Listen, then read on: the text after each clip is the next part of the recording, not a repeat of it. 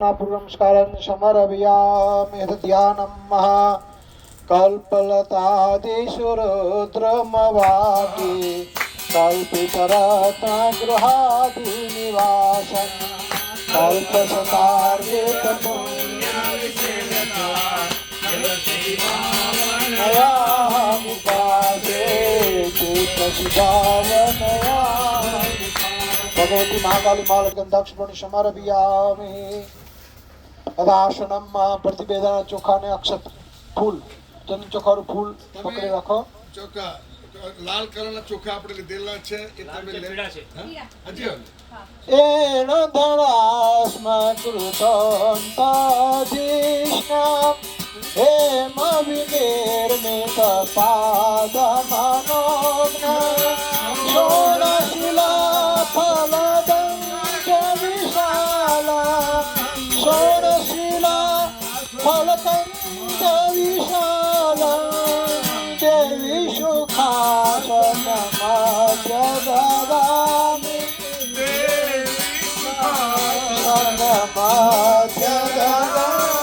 भगवती राजराजे सिद्धिनाम दुर्गा देवताभ्यो नमो नमः आसनादिगन्धामि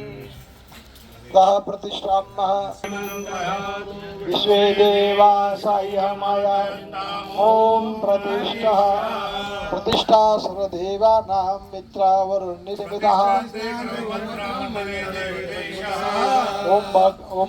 भगवते राजराजे सिद्धिनाम दुर्गा देवताभ्यो नमो नमः भगवती महाकाली महालक्ष्मी महासुदुर्गा देवताभ्यो नमः सुप्रदा वरदा भवत माताजी प्रदाय अक्षतान समर्पयामि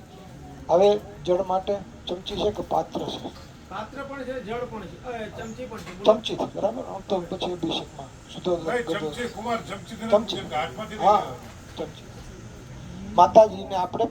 હવે અમે મંત્ર બોલી જાય તમને કે પાણી આપો તમે પાણી આપો પણ આ શું છે આ તમને જે આચમન આપ્યું છે માતાજીના ચરણ પખાડવા માટે તમારો ભાવ ના કરો આ પાણી અમે માતાજીના ચરણમાં મૂકી છીએ અને માના અમે ચરણ પ્રક્ષાલન કરીએ છીએ ભાવના કરીએ કારણ કે કર્મકાંડ જે છે 10મા નવધા ભક્તિનો એક પ્રકાર છે દાસાતન ભક્તિ એટલે લોકો એમ કહે છે કર્મકાંડ બ્રાહ્મણોનું પેટ ભરવા માટે બ્રાહ્મણોનું પેટ ભરવા માટે નથી સમાજની અંદર ઈશ્વર તરફ લોકોને લઈ જવા માટેનો માર્ગ છે અને એ પ્રશસ્તિ છે અલગ અલગ પ્રકારે અને આ જે ફળ મળે છે એટલે તમારે ભાવનાત્મક પૂજન કરવાનું મંત્રો બ્રાહ્મણ બોલ્યા સરસ બધા વિદ્વાન ભૂદો અહીં બેઠા છે તમારે શ્રદ્ધાથી કામ કરવાનું મંત્રો બ્રાહ્મણના શ્રદ્ધા તમારી બરાબર છે ચાલો ઈશા મનોહર રૂપ વિલાસે શીતલ ચંદન કુંકુમલેશ્વર પ્રત્ય સુવર્ણ ઘટે પરિપૂર્ણ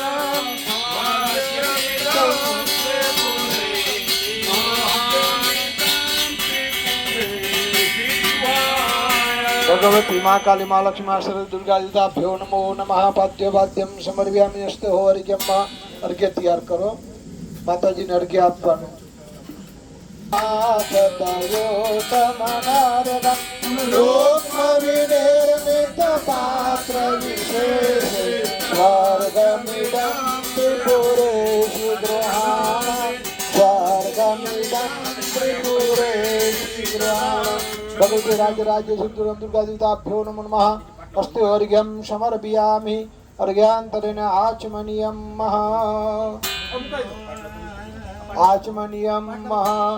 धीमिति मंत्र जपेन सुगम्य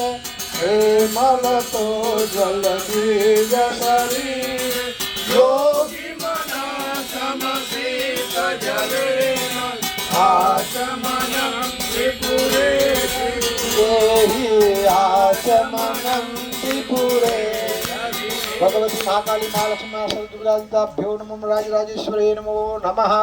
वरोपनिधाय चन्दन